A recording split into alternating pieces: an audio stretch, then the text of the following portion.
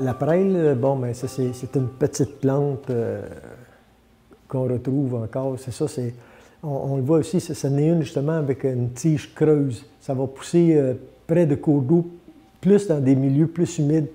Il y a plusieurs espèces de prêles.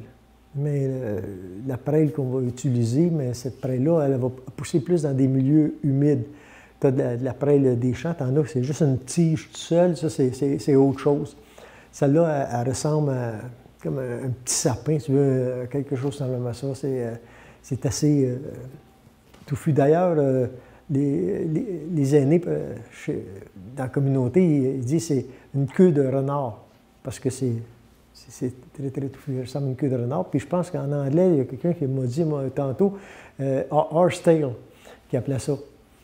Fait que c'est ceux-là qu'on utilise pour se soigner, parce qu'un coup séché, c'est très fort en silice.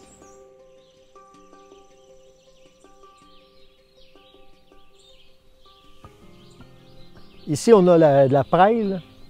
La prêle, mais elle était utilisée pour stopper les saignements abondants. Qu'est-ce qu'on fait? C'est qu'on prend de la prêle, on en prend une bonne quantité, on la fait sécher et on la broie à coup séché. Et c'est très fort en silice. Sa composition est forte en silice. Ça a comme propriété d'arrêter les saignements. Le saignement de nez, on va le prendre, on va le mettre comme en prise après le saignement de nez pour arrêter les saignements. Fait que c'était l'utilisation de la prêle.